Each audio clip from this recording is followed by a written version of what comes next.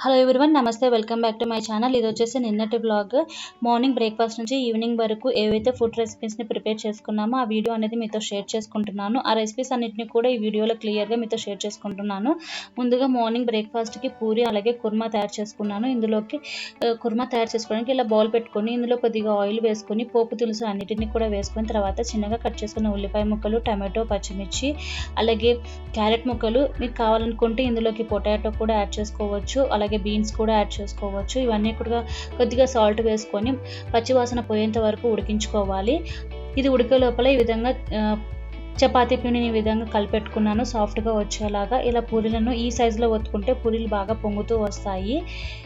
ఈ విధంగా పూరీలు తయారు చేసుకున్నాక ఈ విధంగా పూరీలని తయారు చేసుకున్న తర్వాత ఇప్పుడు మనం ఉడికించుకున్న ఈ వెజిటబుల్స్ అన్నిటిలోకి ఇందులోకి హెల్తీగా ఉండేందుకోసము శనగపిండి బదులు గోధుమ పిండితో ఈ విధంగా ఒక 2 టేబుల్ స్పూన్లు వేసుకొని ఇందులోకి ఒక గ్లాస్ వరకు వాటర్ని వేసుకొని బాగా కలుపుకొని దగ్గర పడేంత వరకు ఉడికించుకుంటే సరిపోతుంది. పూరిలోకి సూపర్ టేస్టీగా ఉండే ఈ వెజిటబుల్ కుర్మా అనేది సూపర్గా ఉంటుంది. మీరు కూడా ఒకసారి ఈ వెజిటబుల్ కుర్మాని తయారు చేసుకొని మీకు ఎలా ఉందో కూడా కమెంట్లో షేర్ చేయండి.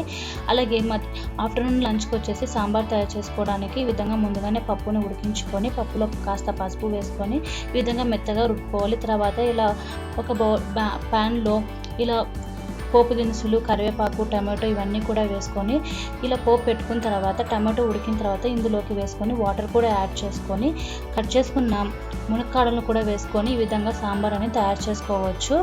తర్వాత ఒక టీ స్పూన్ సాంబార్ పొడి కూడా యాడ్ చేసుకొని మునక్కాడలు ఉడికేంత వరకు ఒక 5 నిమిషాలు ఉడికించుకుంటే సాంబార్ అనేది చాలా సింపుల్గా టేస్టీగా ఈ విధంగా తయారు చేసుకోవచ్చు.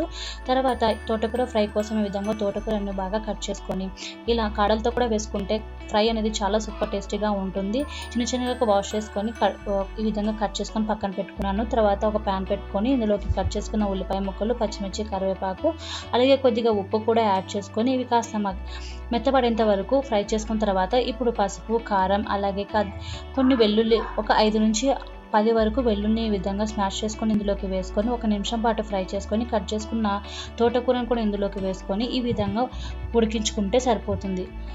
తర్వాత ఇది వచ్చేసి ఈవినింగ్ అనే సేమియా పాయసం అనేది విధంగా తయారు చేసుకోవడానికి ఇలా ముందుగా ఒక బౌల్లోకి ఇందులో షుగర్ వేసుకొని 1 టీ స్పూన్ వరకు వాటర్ని వేసుకొని ఈ కలర్ వచ్చేంత వరకు క్యారమల్ షుగర్ అయ్యేంత వరకు ఈ విధంగా తయారు చేసుకున్న ఇందులోకి పాలని యాడ్ చేసుకొని కొద్దిగా పాలని యాడ్ చేసుకొని ఈ విధంగా కలుపుకొని పాలు కాస్త ఉడికిన తర్వాత ముందుగానే సేమియాని నేను ఈ విధంగా నేతిలో వేయించుకొని పెట్టుకున్నాను. ఈ విధంగా వేయించుకున్న సేమియాని ఇందులోకి యాడ్ చేసుకొని ఉడికించుకోవాలి. సేమియా ఉడికిన తర్వాత ఇప్పుడు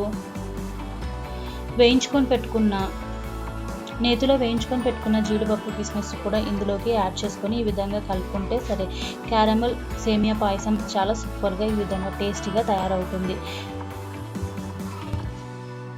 ఈ విధంగా మార్నింగ్ బ్రేక్ఫాస్ట్ నుంచి ఈవినింగ్ వరకు మేము ప్రిపేర్ చేసుకున్న ఫుడ్ ఐటమ్స్ అన్నింటినీ కూడా మీతో షేర్ చేసుకుంటున్నాను.